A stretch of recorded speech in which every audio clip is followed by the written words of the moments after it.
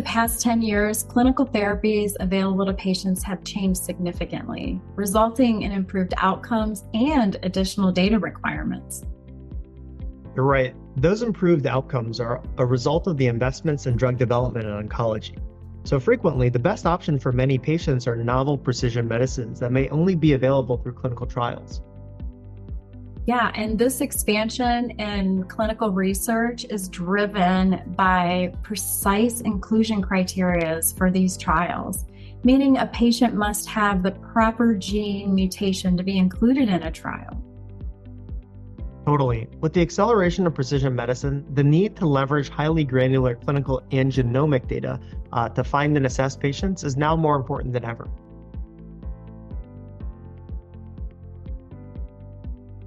Cancer care and COC accreditation are uniquely challenged and intertwined with this research issue.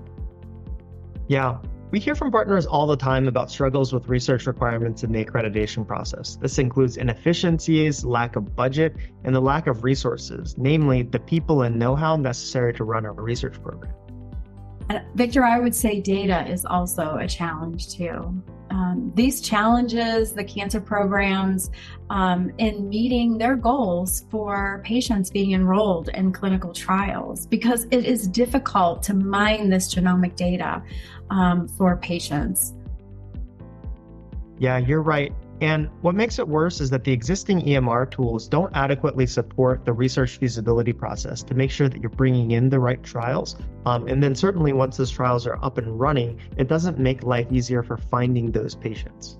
Absolutely. And as we talk to partners, they want this information collected in a standardized way so they can find these patients faster. And they can actually get them on the clinical trials faster.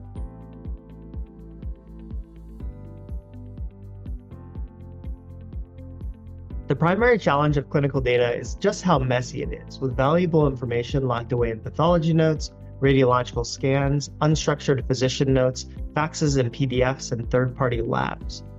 Multiple departments within hospitals experience this same problem, but address it independent of each other. What we've found is that the data from clinical registries that Q-Centrix pulls out of unstructured information actually overlaps with the data elements that other departments need. Namely, sponsors and researchers can leverage the data that quality departments are generating. The same is true of hospital decision makers that are trying to make administrative decisions, whether this is figuring out patient volumes or hospital hiring decisions. Yeah, Victor, our clinical team helps prepare the data, and we've built analytic tools. We work with research collaborators and have built a centralized data management strategy with our partners across their quality, research, and strategy teams, utilizing this data to its fullest extent. We say all the time, our partners spend a ton of money collecting information for a ton of different standard setters, but they should be using it themselves. And this will allow them to spend more time, energy, and money caring for patients.